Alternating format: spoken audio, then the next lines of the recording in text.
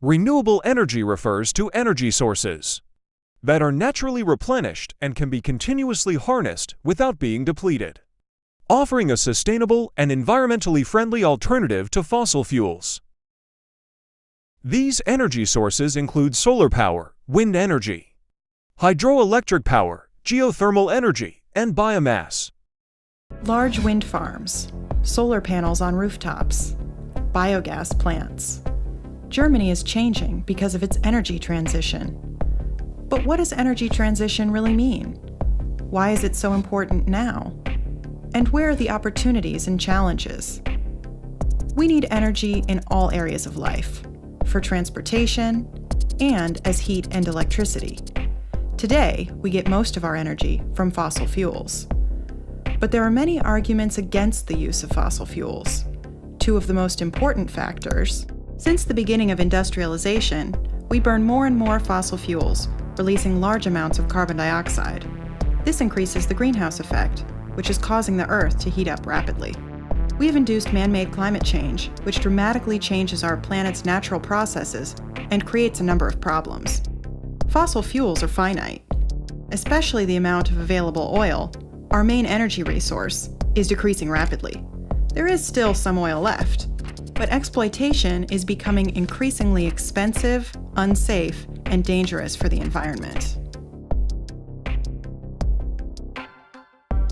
Both factors are exacerbated by rapid economic development in emerging countries. The result: accelerated climate change and increasing resource scarcity. To curb this trend, a massive shift in energy policy is essential. Nuclear power is no solution. The catastrophe of Fukushima has shown this once again. Germany's energy transition involves two main changes. First, a shift to renewable energy instead of fossil fuel. Second, a decrease in energy use through design, technology, and energy efficiency measures. Let's take a closer look at these issues. Renewable energy sources. This means the extraction of energy from materials that are not finite or that regenerate themselves. This can happen in large plants, but also on a small scale in private households, close to the consumer. Wind turbines have rotors, which are moved by the power of the wind. A generator then creates electricity.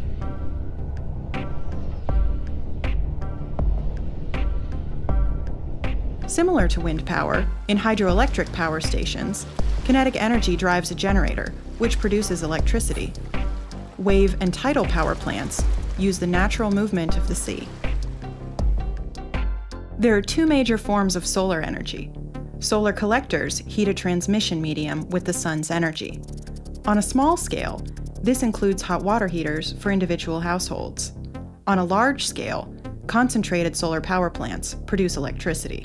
Solar photovoltaic cells convert the sun's rays directly into electricity. These systems are often installed on rooftops.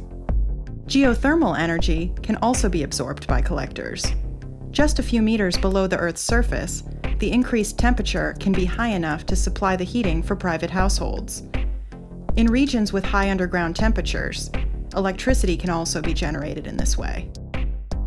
Biomass from animal and vegetable substances, like organic waste from agriculture and households, or specially grown energy crops, can generate electricity or be converted into fuel. The fermentation of these substances produces methane gas, which is transformed into electricity and heat in cogeneration plants. Ethanol and biodiesel fuels can be produced with special energy crops. Solid biomass is burned in order to generate heat or electricity. When burned, plants only release the amount of CO2 they have absorbed during their growth. Thus, the carbon balance is neutral. From the energy source to the consumer, energy runs through various conversion processes. In each of these steps, energy is lost.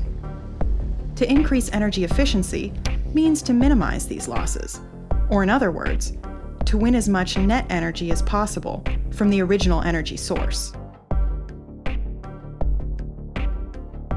Many losses in industry and households can be avoided.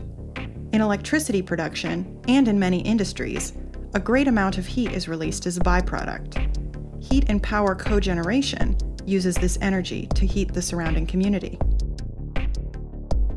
Old appliances with a high power demand can be exchanged for more efficient ones. This decreases power consumption and lowers costs for the consumer.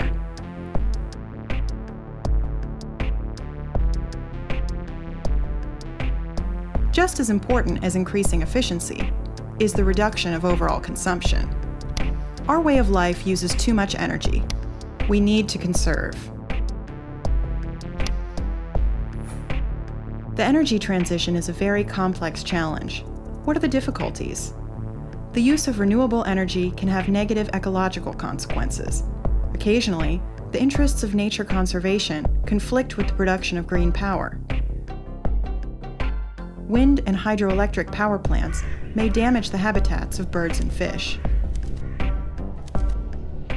For the cultivation of energy crops, rainforests are cleared. This destroys valuable ecosystems and important natural carbon sinks and increases CO2 emissions. Energy crops are often grown on fields that previously grew food crops. This increases world food prices. Residents in the vicinity of many power plants can complain about unsightly buildings and noise. At times, state funding practices have been criticized. Subsidies can hinder a complete restructuring and favor a few large energy producers.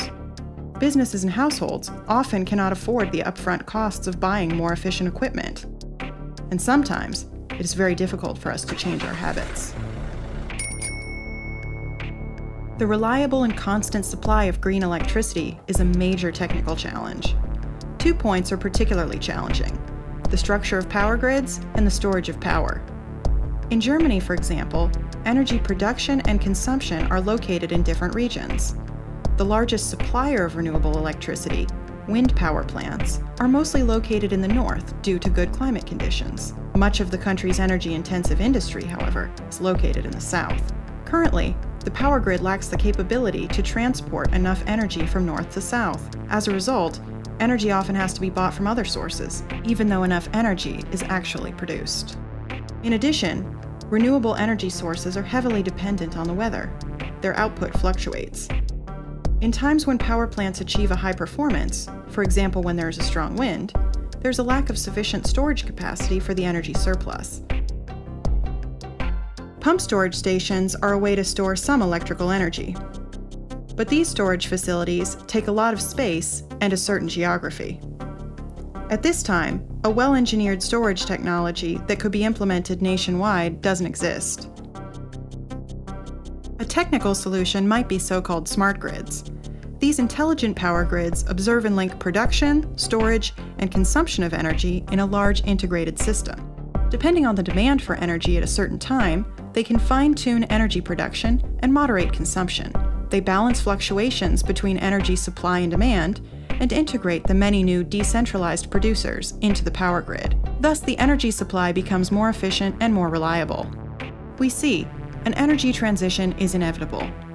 The change to renewable energy definitely poses many challenges, but these are much smaller and easier to deal with than the consequences of continued reliance on fossil fuels. And the energy transition also offers enormous opportunities. The exploration and development of this new economic sector is creating many new jobs. We also reduce our dependence on oil and gas imports.